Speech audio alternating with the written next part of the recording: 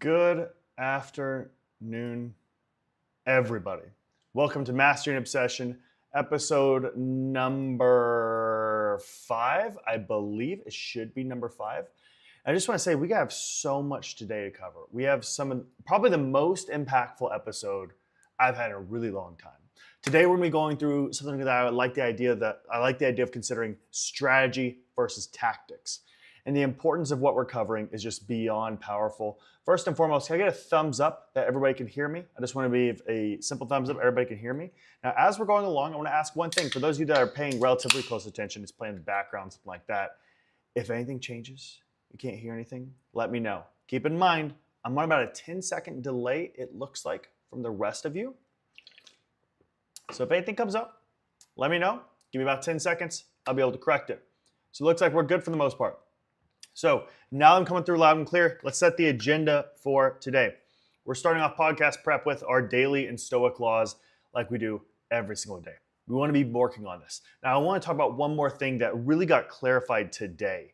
And what got clarified today for me that was a really big deal, and Jack's in the chat, I sent Jack all these notes.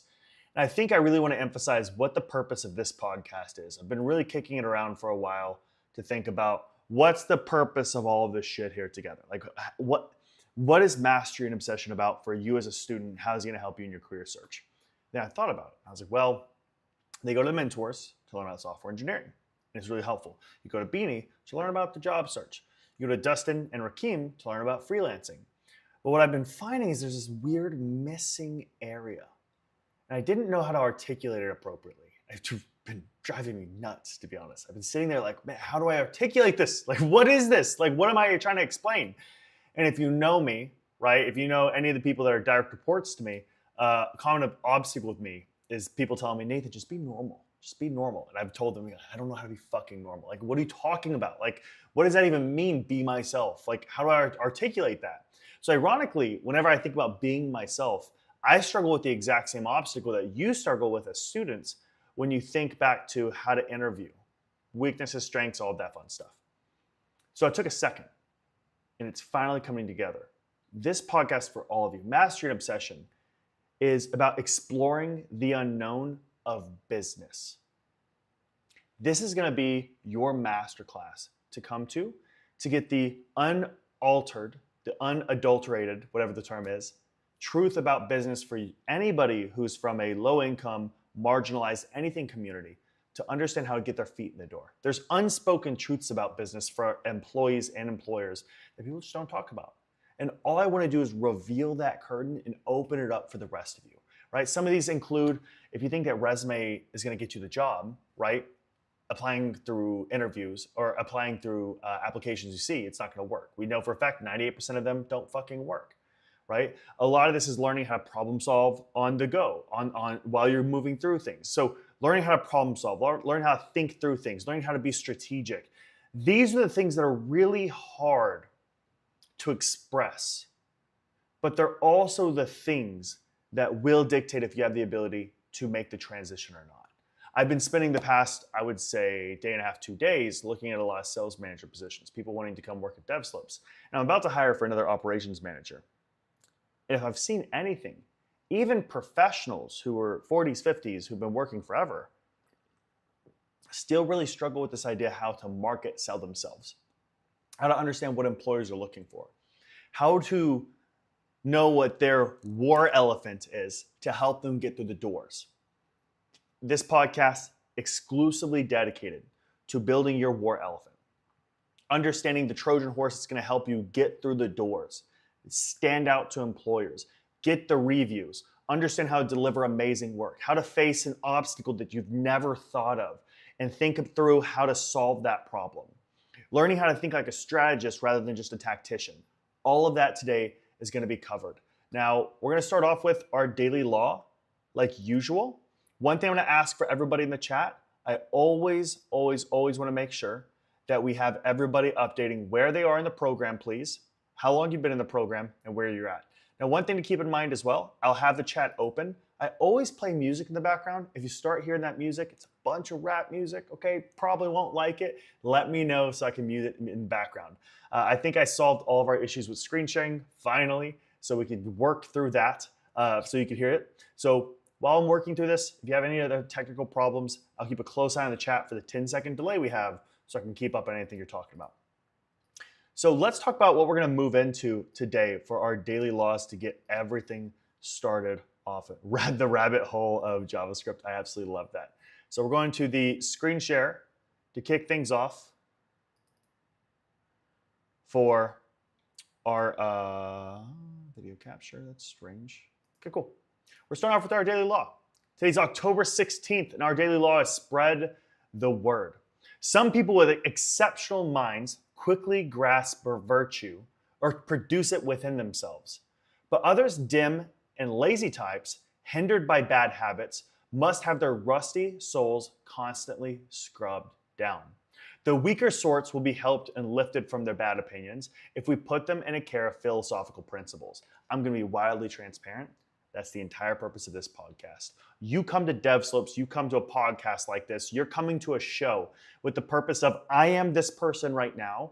How do I get the business training, the life training I need to make the jump to go from 0 to 1? Right? 0 to 1 is the entry-level door. It's the hardest step. 1 to 2 is going from entry-level to mid-level and so forth. This is from 0 to 1 right now. How do we get our foot in the door? The hardest fucking part about this process, that's what we're going to be covering today.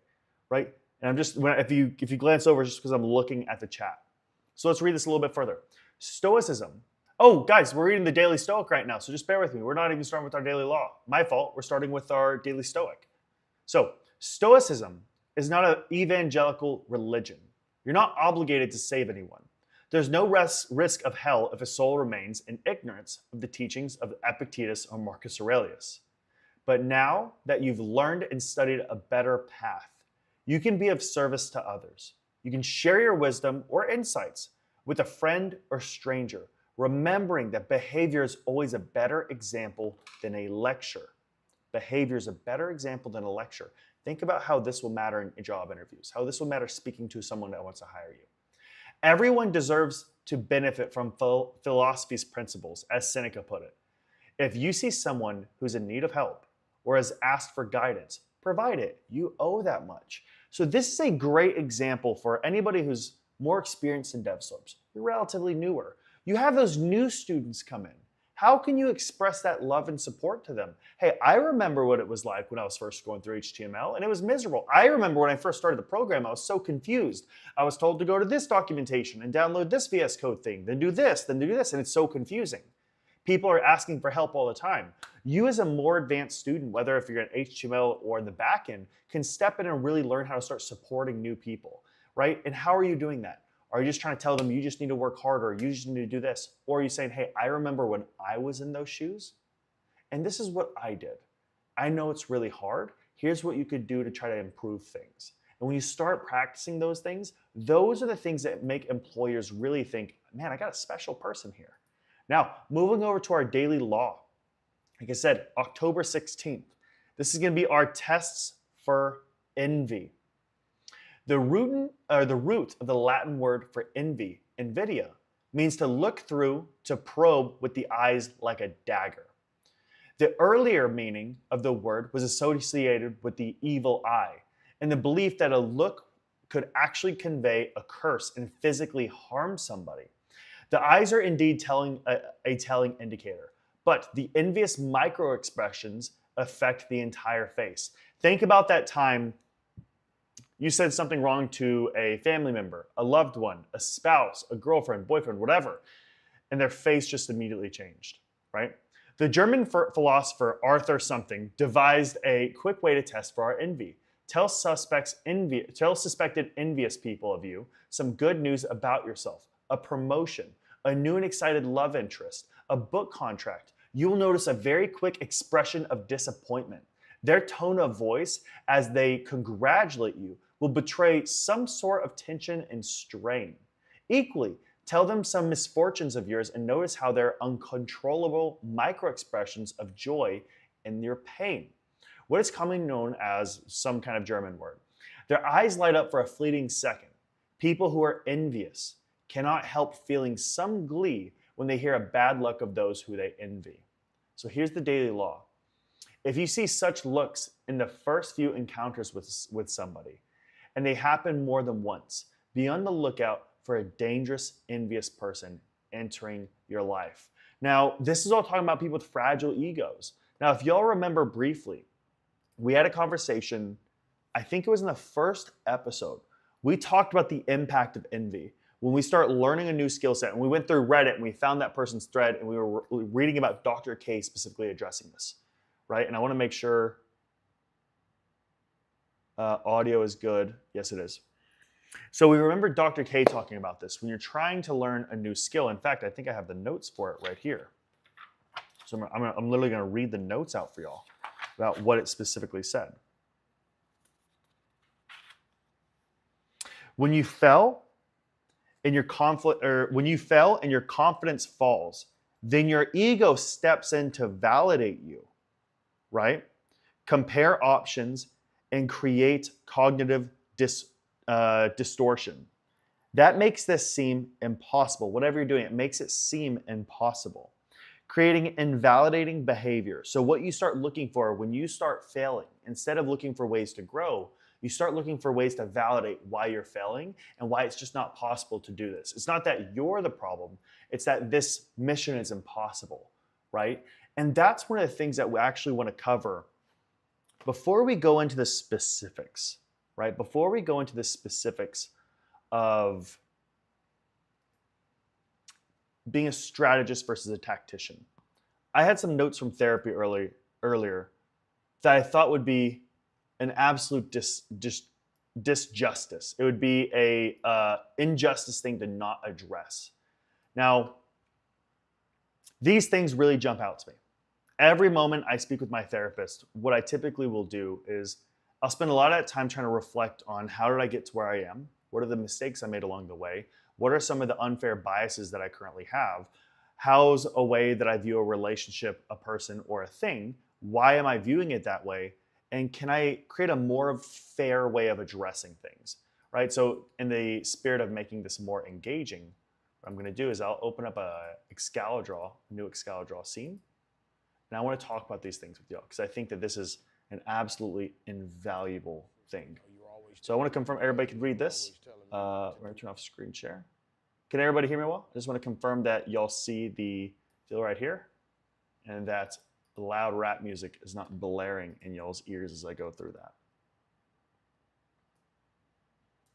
Now, while I'm sitting here waiting for the responses for y'all, I'm gonna go ahead and transition to talk about NJ Shrew.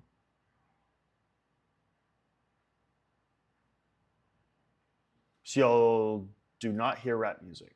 I just want to confirm. I'm not trying to get hit with a, what's it called?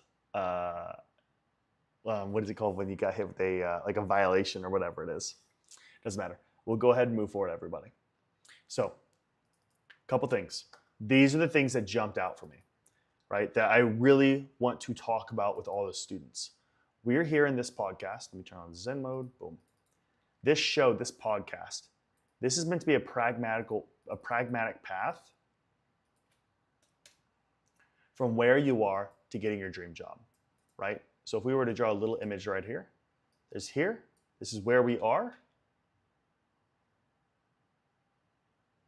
No music, no copyright, exactly. To where we want to go, right? There's where we are to our first place vision. Where do we want to go? So how do we make this transition? What's the practical path for us getting there? So some of the things that we have to fight along this way. Learned helplessness. What I found, this is one of the biggest obstacles that we face as anybody learning new skills. How many of you, when going through the program, have times where you just throw your arms down? You're like, I can't do this shit. I need help. I'm done. I'm done. This is ridiculous. I can't do this. And you show up to classes and you're just begging for your answers just to be given to you. You have this learned helplessness to where you're looking for someone just to save you rather than exploring. So all you hear is my voice. Can everybody see real quickly the Excalibur drawing that I have right now? I'm drawing an Excalibur. I want to make sure that y'all can see what I'm drawing on right now real quickly. It looks like y'all can see me. I'm basing this off of Bird 1912. Cool. So, y'all can see everything. We have to fight this learned helplessness together. Now, what I like about this is when you show up to this show, when you show up to this podcast, we are fighting together. Every moment that we show up, we are making the commitment that we are going to fight this entire process together. You're not going to be alone. I'm going to teach you the business principles you need. We're going to talk about the professional principles you need for success, the critical thinking skills, the strategic skills that you need, and the learning principles you need along the way, right? These are the things that I've learned from being a black belt in jiu-jitsu, having lots of professional fights, fighting a lot of different people, going in different environments. We're going to talk about how I've had to learn a wide variety of skills from accounting to legal to everything along those lines, right? And how I was able to do these. Now, the first thing that I really want to address when we start this journey, before we can really make strong progress, I need all of us to make one commitment. And that commitment, before anything else, is to stop putting people on pedestals. I want us to all make one commitment as a team together. When you look at me, when you look at Peter, when you look at Jonathan, Andre, Tyler, when you look at any of our mentors, when you look at anybody in the world, you do not put them on a pedestal. Ever.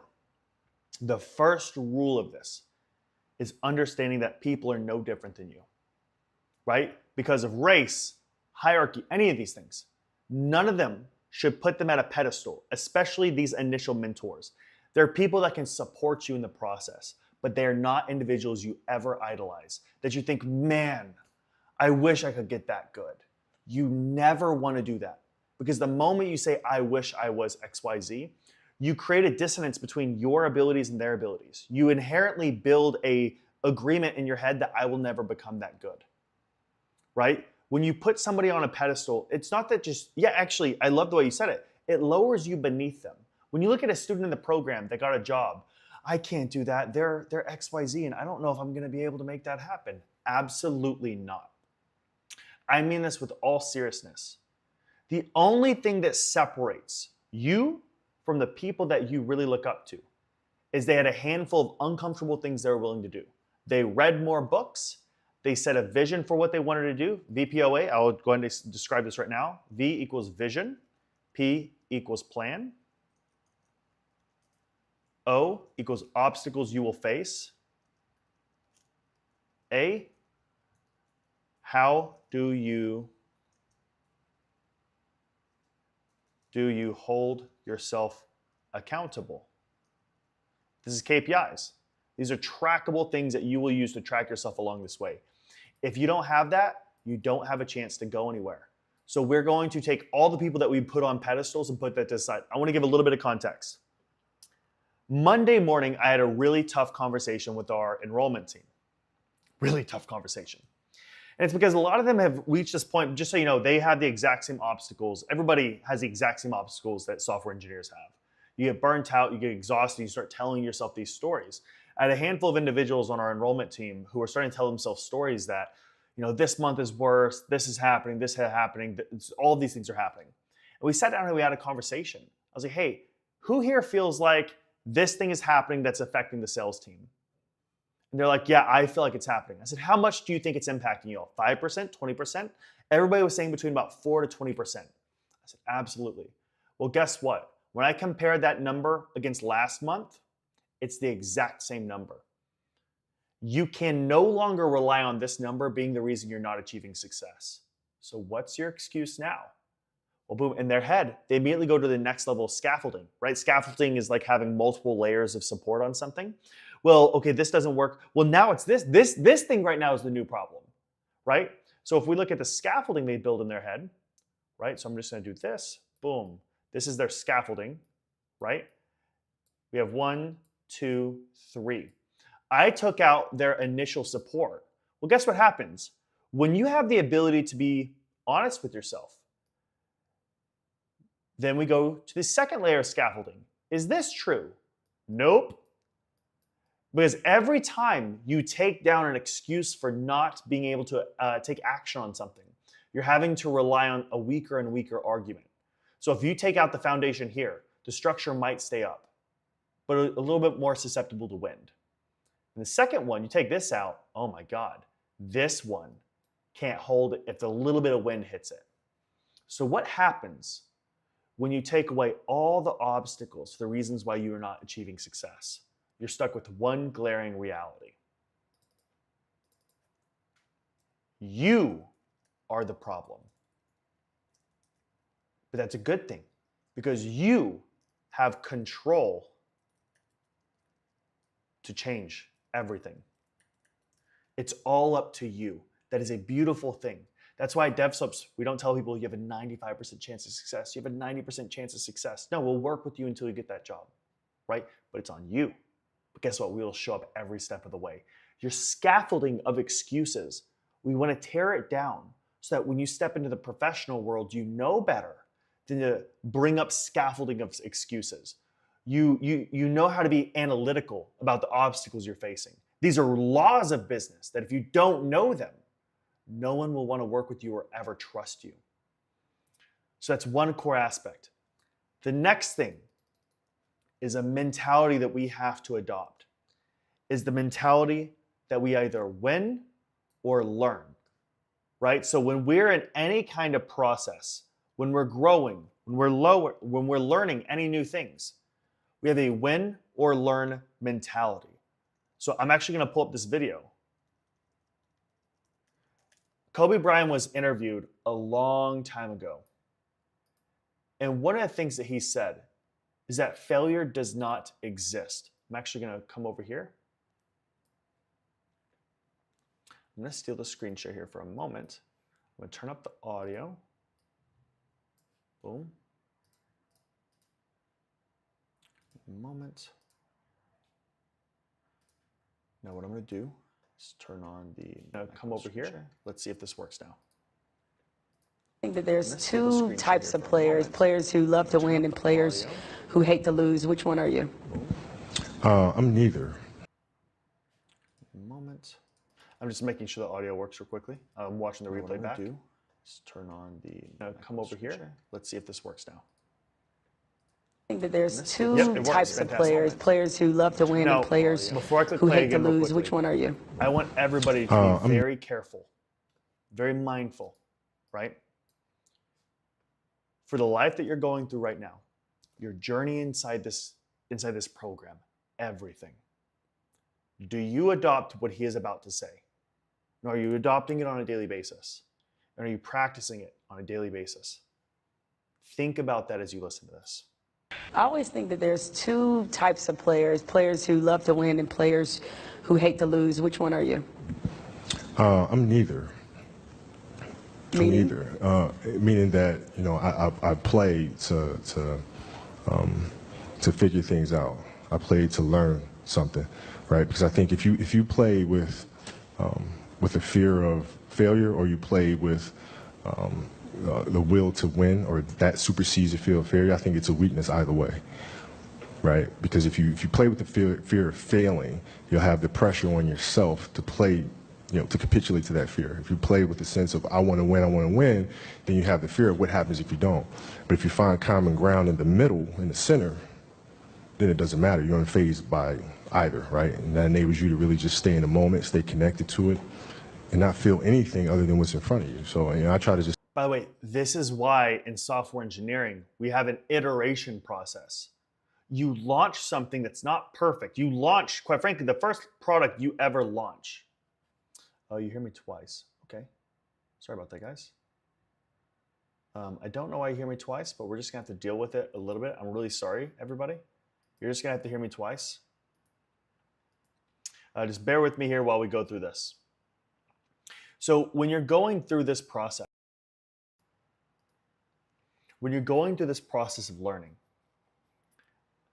and you're building software, it is it's better now, fantastic, is an iteration process. When you first start building software, cool, awesome, thank you, Sean. When you're building software or anything else along those lines, right? When you're doing anything like that, you're going to start with a shitty product. You're going to launch something that's so terrible. All of your projects in Devslopes are going to be terrible when you look back at it. But that's okay. You launch something ugly, then you refine, then you build up again. You build it, you make it bigger, and it's going to be ugly. Then you refine. Then you make it bigger. Then you refine. That's one of the things that he's trying to emphasize, right? Understand that this is okay. So I'm going to turn back this and see the rest. Just be dead center. So a lot of people in general are afraid of failure. How did you become one of those people who doesn't seem to be afraid of failing? Failures, it doesn't exist. It's not existent. What the hell does that mean? Seriously, what does failure mean? It's not, it doesn't exist. It's a figment of your imagination. What does it mean? You're pulling a Jedi mind trick on me right now. I was like, does it exist? No, I'm serious. I'm trying to think, like, how can I explain it? So, let's use happy endings, right? And then we can relate this to failure and why it's not existent. Like, everybody talks about, like, everybody wants a happy ending, right? Now let's go to the reality of it, right? Let's look at a fairy tale story. Let's look at Snow White. She gets a happy ending. She finds prince, whatever, she goes on. She lives happily ever after. Well, I call bullshit on that because 2 months later, the fact is they had an argument and he's sleeping on the couch. Why it's not existing. Like, everybody talks about, like, everybody wants a happy ending. The point is, the reality the story of it, right? Let's look at a fairy tale story. So the story continues. So if you fail on Monday, the only way it's a failure on Monday is if you decide to not progress from that, right? So to me, that's why failure is not existent. Because, if I fail today, okay, I'm going to learn something from that failure, and I'm going to try again on Tuesday. And I fail, and I'm going to try again on Wednesday. So it doesn't exist. You know what? Should my ratings go in the tank? That's exactly what I'm going to say to the bosses. Hey, it doesn't exist. Yeah, but you know what? We should try it again on Thursday. If your ratings go in the tank, and which they won't, but if they did, you had learned a valuable lesson. You had learned a bunch of ways of how not to make a show that sucks. So then the next one will be better than the last one, right? So are you telling me then, let's just say all the career statistics that you've compiled, they all still exist, still play for the Lakers, and all of that still happens. If you finished your career without a championship, you would not have looked at that as a failure? No, I would have looked at it as being extremely disappointed because I had a dream and I had goals that I wanted to accomplish, right? And if I don't accomplish those goals, I have to ask myself why, right? So from my position, the reason why I would not have accomplished those things is poor leadership, a failure to communicate properly with my teammates. So what we see here and what we hear, more than anything else, failure is the outcome. Like, it's okay. It's completely fine for you to fail exams, projects in the program. Like, all those things are completely okay to take place. And it's not going to hurt anybody. Now, what we want to be super mindful of is how do we continue to improve everything that we're working on, right? How do we continue to reiterate, to find the areas of weakness that we have, to do all of those aspects? So we either win or we learn. This whole idea, where did my mouse just go? Give me just a moment. My mouse just disappeared. That's hilarious. This just died. Whatever. Okay. There it is. Oh, that's cool, man. So that just stopped working. It's okay. I have a backup. So that happens when we have two mouses to support on 24/7. Oh, that's so bad. Neither of them working. 1 second, everybody. Sorry about that. My mouse just stopped working. This is one thing after another, right? What I would like to hear in this moment, give me some ideas. What about that actually resonates with you? Right? We all want to be joining this call to actually do some meaningful stuff. But how does that jump out to you? Right? What about that really sparks an idea inside of you to where, like, oh shit, this is something that is okay. It's okay to have failure. It's okay to have X, Y, Z. Let me know those things real quickly in the chat. I'm going to grab a charger for one of these real fast. Give me just a moment.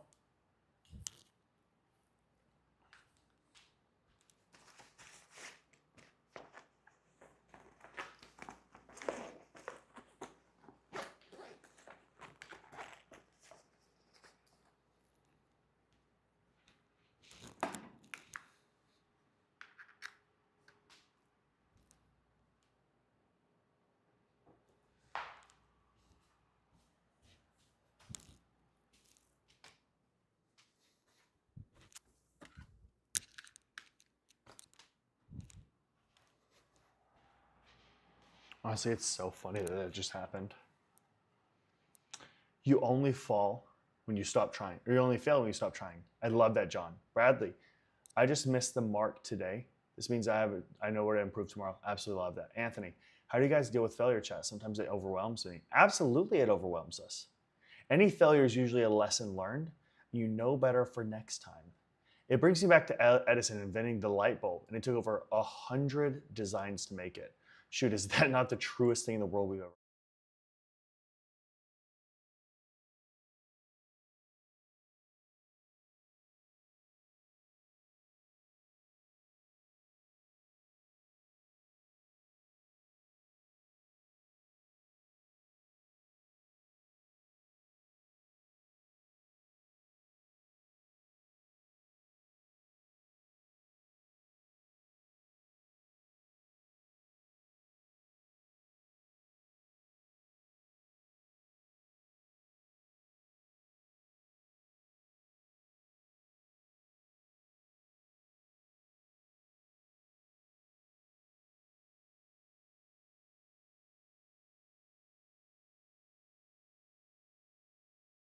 I know. I'm muted. I'm muted. There we go. Jack, thank you for messaging me that. There we go. So, what did we learn about this with Kobe?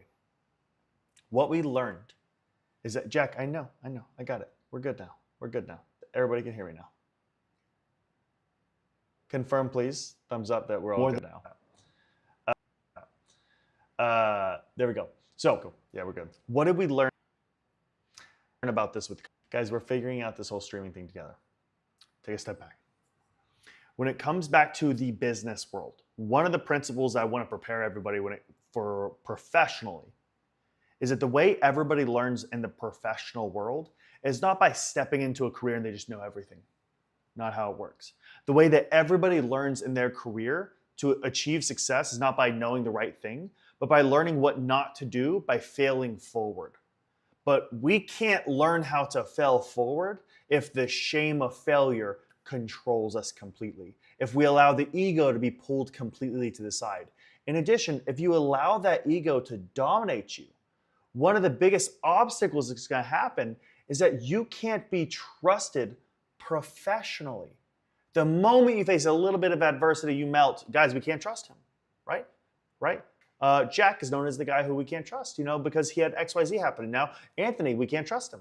The moment he feels a little bit of failure, he shuts down. It's game over, and we have to hold his hand. You don't want to be that person. You have to train yourself. You have to develop your ability to grow with time. Yeah, guys, my stream is the case study of this, right? If you want to put a picturesque version on the dictionary and say perseverance despite shittiness, like the stream is the perfect example. It's so ugly, but it's okay. We'll refine it with time. Imagine if I said, you know what, I'm only going to make YouTube videos to give the community, right? Because it's a lot easier, right? But guess what? That's not what we need right now. We need to have the ability to fail forward and develop. Now, the last handful of points are things that really jump out to me. And these are so key for all of you to pay very, very close attention to. In fact, I'm going to zoom in quite a bit. The destination that you dream of reaching. The destination that you dream of reaching, right? Sorry, I'm trying to adjust this real quickly.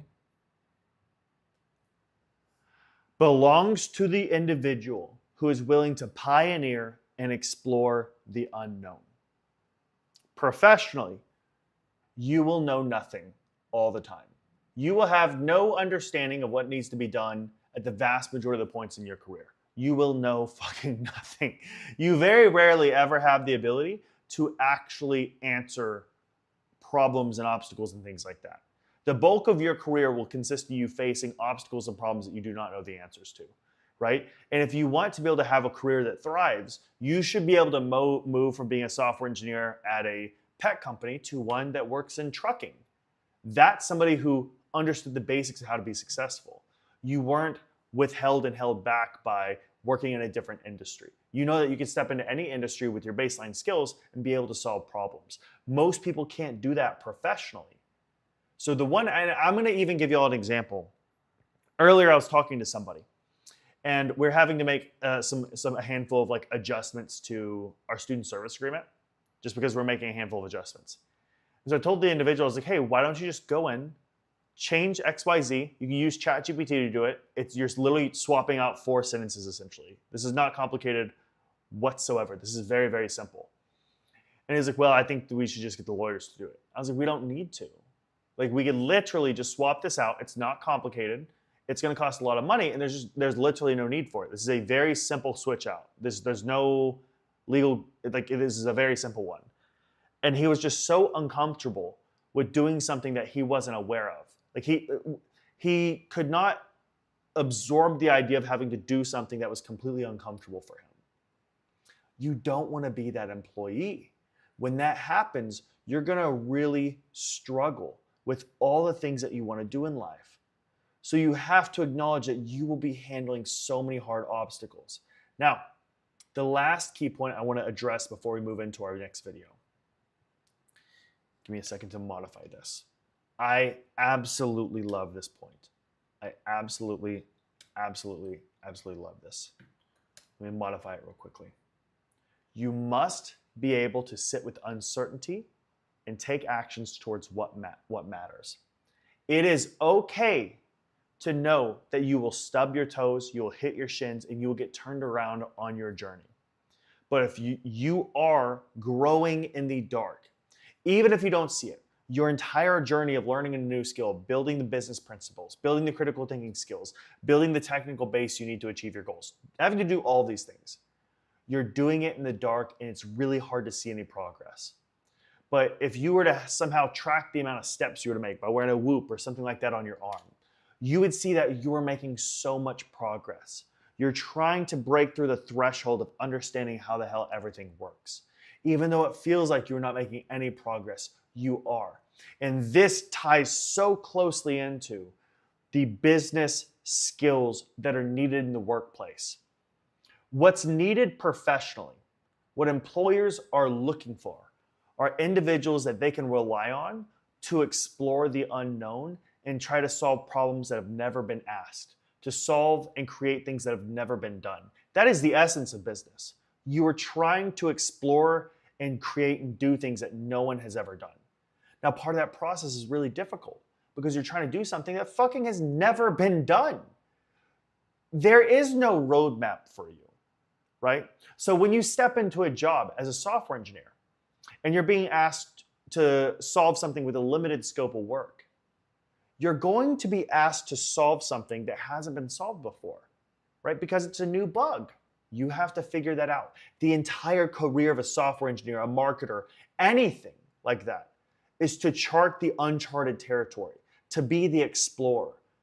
That's why mastery and obsession above all else is about exploring the unknown of business to help you go from 0 to 1, to help you understand that there's specific things employers are looking for. We're looking for the ability for to find the individuals who understand that their entire career will be solving problems that are really hard to find the answers to. But you know how to search for solutions. You understand that this is going to be a hard process and you love it. You're in love with the idea of solving those things and making solutions that change the world. If you know that, and if you convince them and prove to them that you truly do love solving massive obstacles and problems, they will be willing to commit to you. And that's where we start today on what we're really wanting to address here. Today's podcast of all things, and today's show of all things, is truly about how do you help individuals make their career transition. That's why we transitioned to the core video we're going to watch from Robert Greene. It's about 8 minutes long. And it talks about the importance of getting out of tactical hell. Most of you, when learning a new skill base or anything else along those lines, and I need to know what's resonating with you in the chat.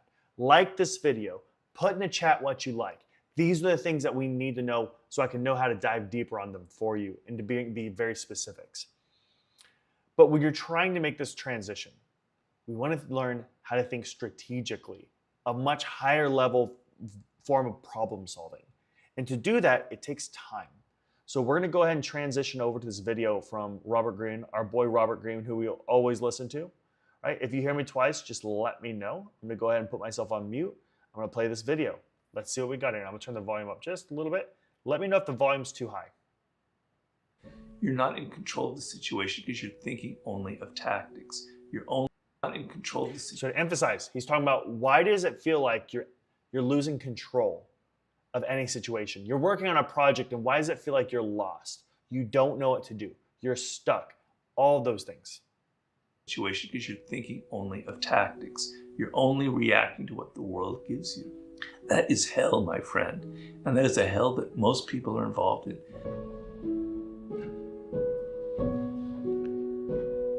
In my war book, I had an idea because basically what I tried to do in the 33 strategies of war was to take kind of the great strategies that generals and military people have used throughout the century, kind of these great patterns of thinking and strategizing, and finding a way to connect it to our daily lives. So how can I apply Napoleon Bonaparte in my office life, in my daily work, which wasn't easy for me, but I worked very hard to create that. And so delving so deeply into the military world, into the world of warfare, there's obviously one of the first things that you encounter is the difference between strategy and tactics. And you think at first it's pretty much a military thing with limited application. But the more you think about it, the more it involves everything in the world going on. It involves you personally. It's not about armies and battles. It's about how you think.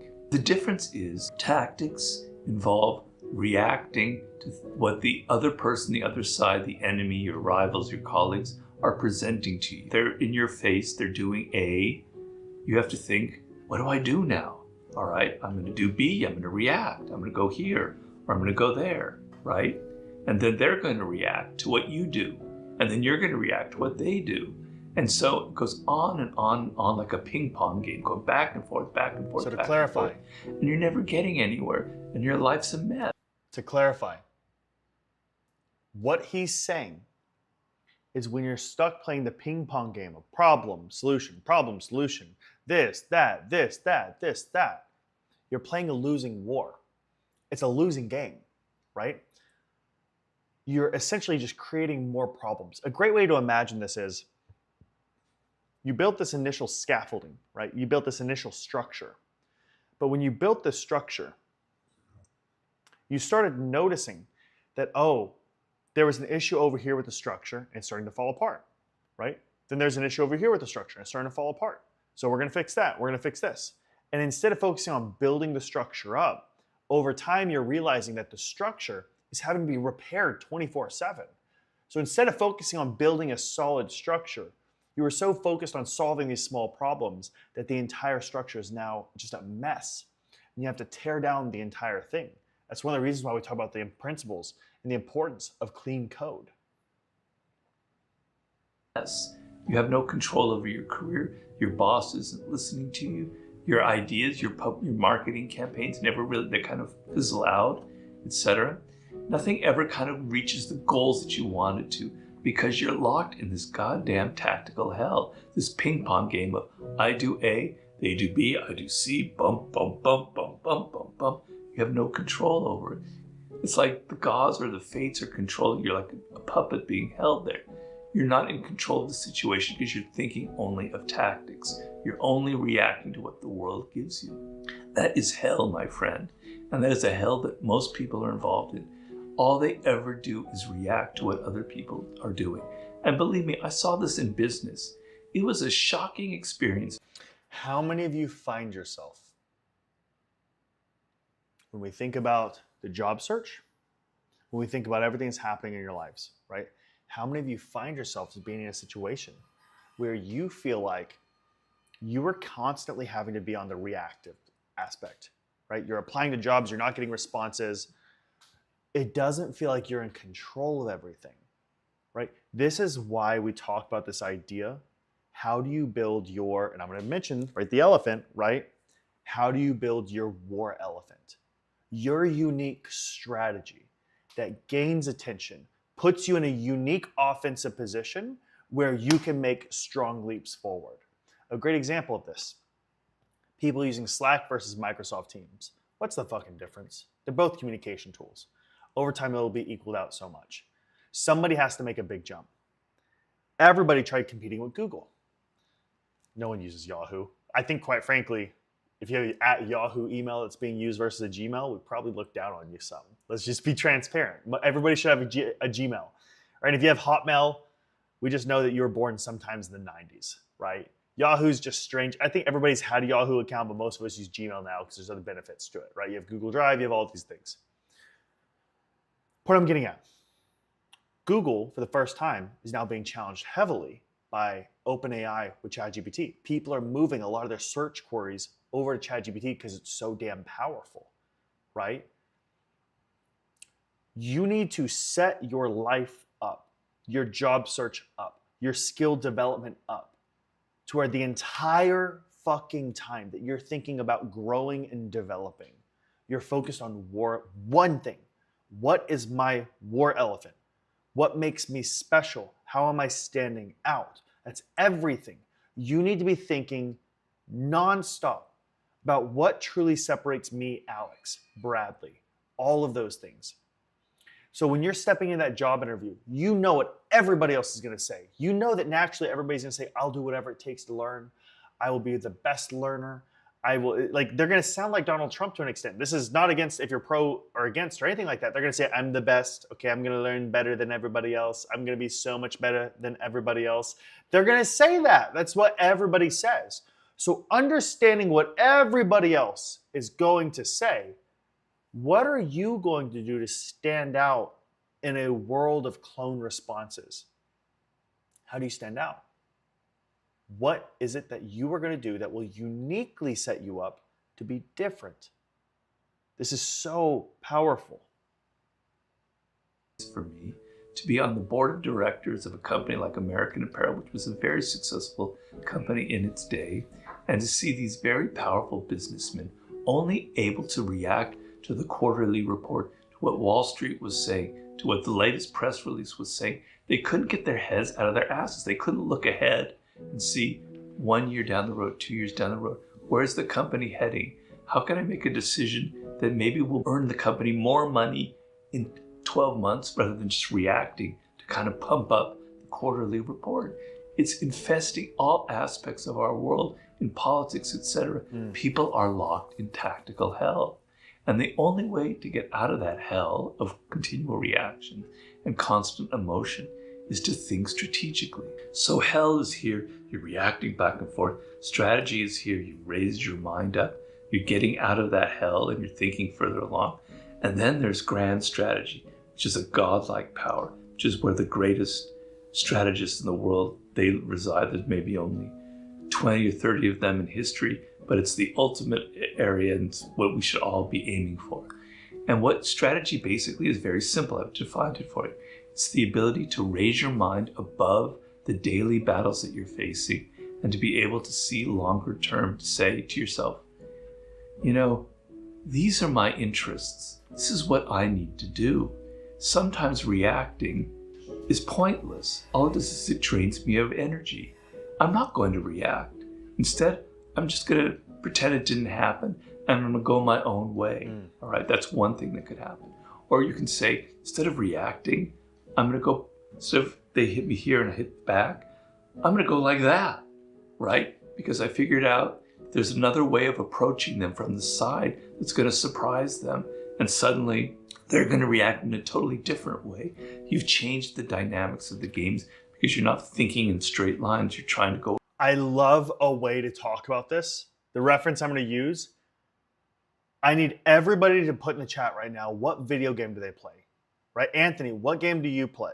Lucas, Bradley, Alex, Jordan, Patrick. What video games do all of you play? Right? Specifically if you play PvP. What you're going to notice is that there's always a new meta coming out. Right? A new strategy that will completely ruin the old strategy. And it's so frustrating. I made a joke about this. Honestly, that's cool, Lucas, if you don't play any. I used to play Call of Duty a lot. And I developed my own meta because I knew that I didn't have the skills of everybody else, right? So I'm so proud of you, Sean, for saying Halo. All right, I'm not going to lie, y'all might think less of me for what I'm about to say, because what I'm about to say for Call of Duty is disgusting. And every game is going to, I love Fortnite actually, Patrick, we should play Fortnite. I would love to. So I need y'all to not judge me. Everybody's played Call of Duty at some point. I need y'all to not judge what I'm about to tell you I would do. So I would get a perk called Overload where I could have 2 guns. I would get another perk that would give me the ability to have max ammo. And then on both of the guns, I would add things on the gun so that I had an extended magazine. And I would get 2 LMGs. Each of them had like 200 rounds in them. And all I would do was lay down where there's a straight line of fire, and I would just sit there for like 2 minutes, emptying the entire clip when nobody was running, because it would just lay down everybody. And my God, the responses I got from this were so brutal. People fucking hated me. People despise, I'm not gonna lie, it's disgusting behavior. It's a disgusting way to try to win a game, to just be like, listen, LMGs, I'm mowing people down. It was an absolutely disgusting path.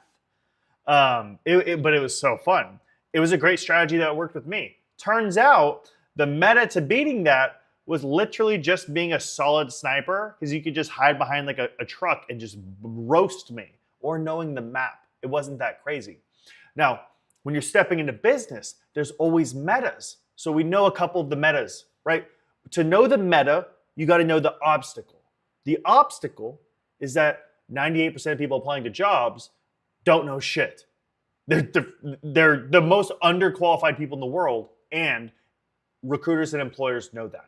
That's why, for example, if you apply at any job with Devslopes, I require you to make a video and send it to me. I require it, non-negotiable. You have to make a video and send it to me so I can know if you are going to be an actual good fit for the role, and you have to talk about the job. And I can tell if you're lying on your resume based off of that, right? There's new metas that employers are creating. The flip side is, I know what the people are doing. I know what they're doing to strategize against this, to be mindful. Okay, they're tired of people coming in that don't have experience. So what I'm going to do, I'm going to make a Loom video of the recruiter's profile, make sure it's super short, show them some immediate professional experience I have, show the job description and say, hey, I can do all of these things.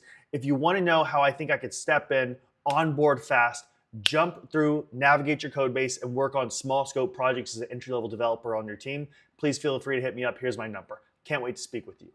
You keep it under 30 seconds. It's very easy for them to listen to while something else is playing in the background.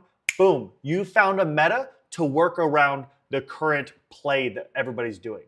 Application, job, or recruiter / hiring manager, whoever it is going to naturally not take any of this seriously. So you're going through a new meta to overcome those obstacles. That's what we want to be doing to stand out. This is how we're starting to think like strategic things. This is how we really, really become the dominant forces of business. Around, you're thinking of other ways of approaching the problem. You're thinking in terms of 6 months, 8 months, a year down the road. Is it important for me to get involved with this person, to get involved with this petty battle? There's an expression in military terms, which is now in our general language, it's called a Pyrrhic victory. And a Pyrrhic victory means you won this battle, but it was so bloody and it cost you so much drama and so much blood and so much emotional energy that it wasn't worth it. It's a victory that you win, but in the end costs you more in winning than it would have in actually losing. And so many people in this world are involved in Pyrrhic victories. They do these petty things on social media where they try and prove the other person is wrong, and they get involved in all these kind of emotional things, and maybe they win, etc. But what kind of winning is that? You look at the larger picture, okay? My winning is, in 2 years, I've positioned myself here for my company, my book, my business venture to be at this point that I determine is the maximal position of power, right? I'm going to get there. And then knowing that, you can avoid all the little battles that people are throwing at you. You know what really matters is this, not this, this, this, this. I'm going to aim there. It eliminates all this other useless energy that you're wasting in life, fighting all of these battles, etc. It's giving you direction and purpose and a goal and focus that will really, really be powerful. And then, if you're able to lift your mind even further to a higher level, to the Zen master level, you're thinking 5, 10 years down the road. You're seeing down the road, you're seeing the whole big picture. You're seeing what was known as the zeitgeist, what's going on in the world right now, all the major cultural trends. And you know that this is where the world is headed. I'm going to be ahead of the curve.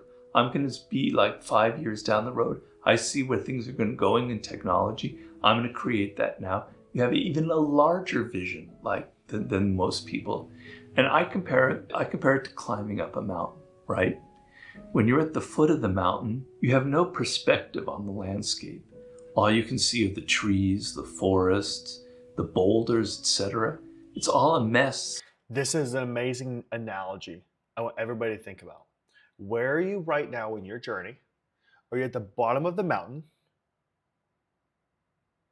Are you at the bottom of the mountain where you're just sitting there and you're going through the woods, you're going through everything, and you're so focused on tactical hell? Or are you the person who could step up to the very top of the mountain and think through, why am I doing this? What needs to be done? How can I do this faster? It's just a kind of a visual blur.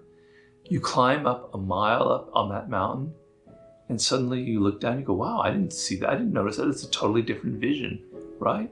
It's not like the blurry picture. It's not like that tactical battlefield down below. It's got this other perspective, this other landscape. Okay, you go 2 miles up above and suddenly it appears even different than below. Suddenly you're seeing more things. You're seeing a wider vista. You get to the top of the mountain, you're seeing everything around you. And you realize that what you saw down below wasn't reality. It was this distorted picture. The higher you go, the clearer the picture of reality that you can form. And so when you're locked in battles all the time, all you're doing is getting emotional and you have no sense of what is really going on, of what the reality is. It's like the smoke from a battlefield is engulfing you. The ability to lift your mind up gives you clarity, gives you a more realistic appraisal, gives you greater perspective, and it gives you the ultimate kind of power in this world. Now, do we think it's strange or it's an accident or it's a mistake? For me, teaching a lot of individuals who are wanting to make career transitions to be talking about war, to be talking about stoicism, to be talking about philosophy, to be talking about the ego, to be talking about the importance of strategy and being tactical. Why is the purpose behind this? What is the purpose behind this? I need to hear this, by the way, everybody in the chat right now. What do you think is the purpose of watching and learning about all of these things? Learning about this philosophy of tactics versus strategy. And how does it impact you? It doesn't really make sense. It seems like something Napoleon Bonaparte would have needed, but not me, as somebody who's learning software engineering. Are you wondering, how does this apply? How does this apply to somebody wanting to become a software engineer? I want everybody to say what stands out to you or what doesn't stand out to you. How does this make sense or how does it not make sense? Before we go into the primary teaching point of today, addressing everything that he just taught, we're going to cover everything. The tactics and strategy of problem solving as an entry-level software engineer. Before we do that, I need to know that you as a listener, as a student, is following along to the importance of philosophy, stoicism, problem solving, understanding the importance of ego in business, understanding the importance of having a different POV in business to stand out, to gain a competitive advantage, to find your war elephant. I need to know, and some people I'm waiting in the chat, right? Alex, Patrick, Mark, Quentin, right? Jordan, Greg, Jack, Lucas, Anthony, Bradley, all of you, right? I need to know in the chat right now, if possible, Why do you think we're covering all of these things? I'm gonna step over and try to grab my mouse real fast. I'm gonna be right back. Now we need to be thinking closely, how do these things impact you in your journey of becoming a software engineer? Where's my mouse at? Where's my mouse? Ah, there's my mouse. Fantastic. Let's check the battery of this baby. 15%. All right, that'll be fine for now. Let's take the other one and plug it in. I don't know where the fuck the other one went. Whatever. So far, I'm only seeing Bradley and Patrick leaving comments. Patrick said, career is what takes place instead of warfare in our daily life. People who are successful follow the exact same rules. Bradley, don't get stuck in the day-to-day. Look towards the future with a plan. Alex, a lot of people could follow the same strategy that is taught to them, but I think applying a tactic really requires a lot of critical thinking and analyzing what your environment is doing. Love that. To become a war general, Anthony says, of my life and get a new perspective on how to approach obstacles in my life. We're really starting to hit home the values, what we're looking for here. The entire perspective here is to, sorry, I'm about to get on right. No worries, Jordan. I really appreciate you letting me know. I really appreciate that. The entire strategy here, without trying to steal everything from Apple, but it's to think different. How do you think different? Employers want to hire people who have a different perspective for solving problems. One of the reasons why I hired our marketing team, my key leaders of the organization that I pay exceptionally well, is they think different. Right? How do you prove to employers that you think different? Let's think through this. When you use let's say instead of applying to a job, you do what I did earlier. When I said, I'm gonna make a Loom video that's 15, 30 seconds long, briefly showing the employer, hey, I saw that you're hiring for this position. I actually spoke to so-and-so who works in this position. I compared resumes. I think I'd be a great fit. He thought I'd be a good idea as well. I wanted to make this video, show you that I have some paid experience. I know that everybody's entry level that's applying for this. I have gotten some freelance work before, and I know what you're looking for from a professional developer who can onboard fast, be trusted with low scope projects or limited scope projects. And I would love to be able to have a chance to continue this conversation. Click send. When you go out of your way to do that, it shows that you're willing to put the effort in, that you care, but most importantly, strategically, you know that they're getting all of these things coming at them. They know that you're mindful of everybody's doing this, so I'm gonna go here. Everybody's going this way, I'm gonna go this way in the application process because I know how to think through. I know that you're getting all these applications. You don't want to speak to any of them. And you're praying to get a good applicant. So I'm going to show you how I'm a great applicant by getting a referral from James in the software development department. I got a referral from him, and I know it's a lot more work. But now when I send them this video, I did a lot of the easy work for them, which is filtering. That's everything. If you can learn to show employers the very first step of the interviewing process that you know how to be a critical thinker, they're going to trust you so much more because you showed it. For a position that requires a lot of critical thinking and problem solving, software engineering as a whole, is that if you could show them that you know how to find war elephants to stand out, you know how to find metas, you're going to stand out. That's everything. So what we're going to do now, I'm going to glance at the chat here. I'm going to read it. Cody Brunson said, it can show how you as a person can manage yourself and problem solve. I absolutely love that. Lucas Keller, because it's all relevant in today's world. And the majority of things tend to be irrelevant to sum it up. Quentin Nichols, the road as a welder feels the same, but different ideas landing into the mind. Anthony, these are all good takes, chat. I love reading the new perspectives, love it. Mark, sharpens my ability in the real world, staying focused on and use critical thinking for careers I plan to have. Patrick, the point of Robert Greene's video was that everyone can think tactically, but rarely do others think and act strategically. Patrick, you hit this shit on the head. For somebody being new, you have such a bright future ahead of you. right? So now we're going to turn on lecture mode for a moment. So I want everybody to kind of click that part in their mind open. There's a little bit more of listening now. We're now going to go into what we're diving on, the importance of strategy and tactics for problem solving as an entry-level software engineer. Now think about this one more time. We are here to explore the unknown of business. This is teaching business skills. This is not going to be how to write a perfect query. This is not going to be about working with the API, any of those things. This is understanding business lens of what you're going to be expected to do, how you could stand out in the job process. So here's why strategy and tactics matter. Strategy, it represents your critical thinking skills. It's understanding the why behind your code, seeing the big picture of the solution that you're building, and aligning with business goals.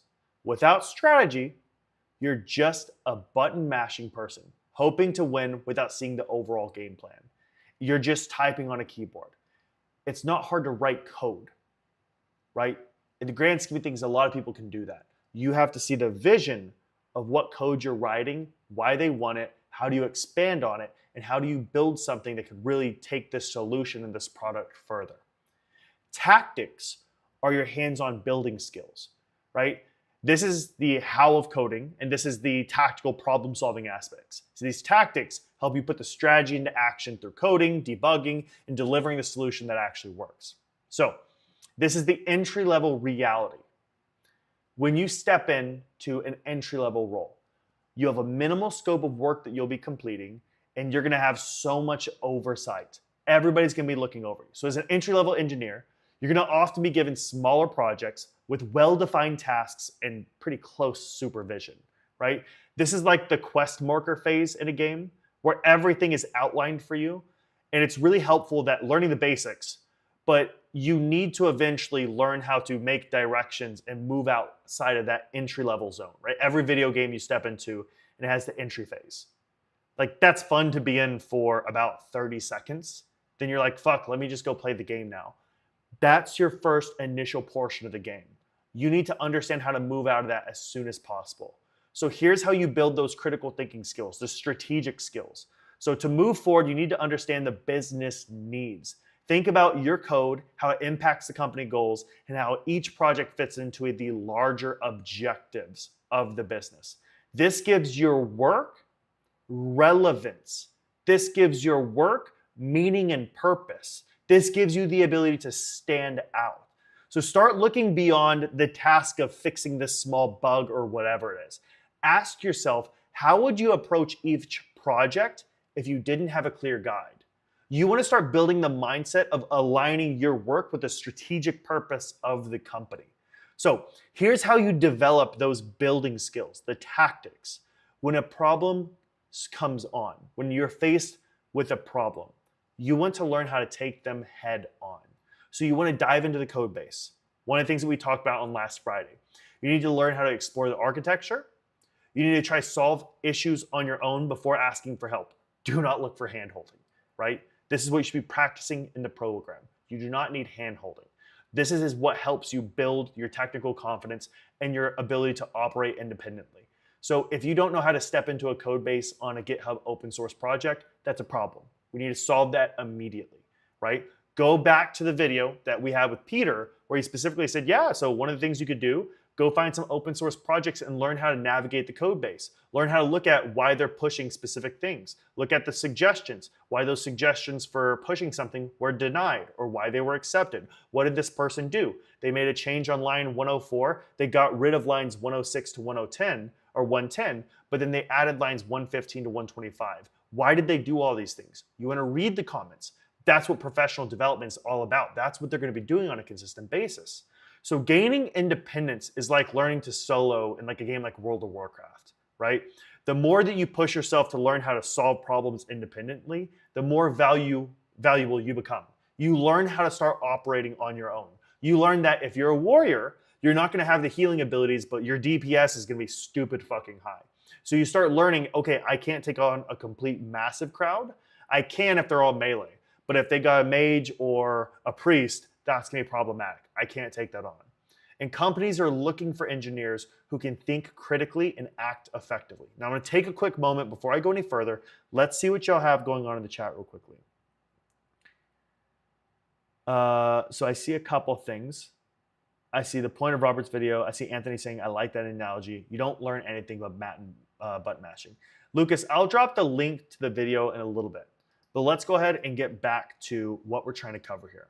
So let's talk about why strategy and tactics together as an entry-level software engineer are essential. Strategy without tactics. You may understand the problem, but you can't implement a solution. It's like knowing a boss's mechanics in any game that you want to play, but actually not having the skill to fight it, right? Think through, oh shit, what was the game? Elden Ring. Think through Elden Ring. I've watched all the Elden Ring games, like all of the bosses, all the boss fights, everything. But I would have no ability to actually beat it because I don't have the skill level to, but it's fun to watch it. Now, tactics without strategy, you can code, but you don't know why it matters or how it contributes to the business.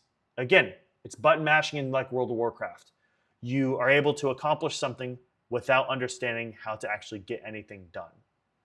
So, how do we break free of the hand-holding and understand how to strategically and tactically step in, build solutions, contribute to the business, and bring value to a company? Value, value, value. So we want to learn how to really break first the idea of hand-holding. Hand-holding is what prevents you from becoming a valuable engineer. You're essentially relying on constant guidance, which stops you from building critical thinking and critical problem-solving skills for you to advance. In the real world, realistically, you're going to be left behind if you can't learn to solve problems, look up solutions, read documentation. You never will be able to act independently. So real-world problem solving is what allows you to level up. Just like in World of Warcraft or any other game, tougher challenges require both skills and strategy.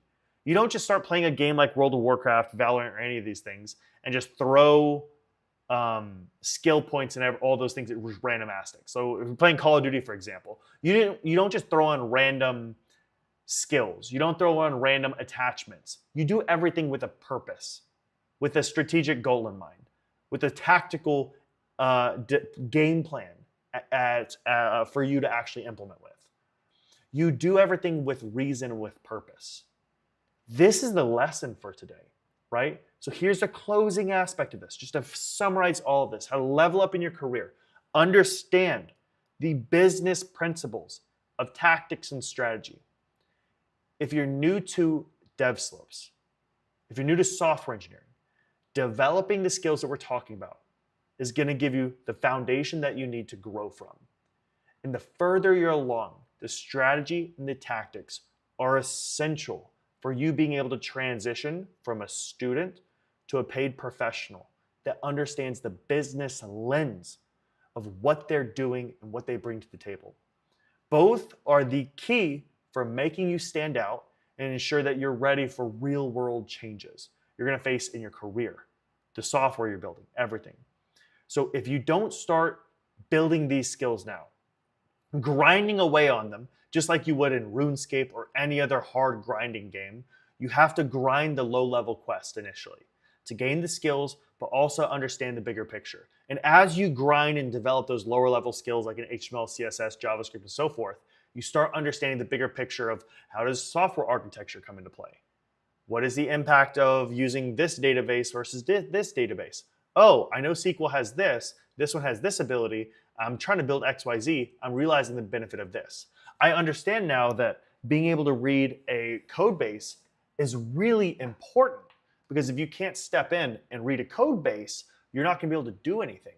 So it's great that you could write a little bit of code, but if you can't step in and look at a code base to understand what the fuck is happening, no one's going to be able to help you. Because it's like asking somebody, hey, can you read chapter 4 of the book has some really cool tactics on it. Can you go through and read it? And you're like, actually, I don't know how to read. What? What do you mean you don't know how to read? Can you just give me an audiobook? It'll be a little bit easier. Wait, what? What are we talking about? I need you to read chapter 4 so you can get the strategy from it. Just come back to me when you're done.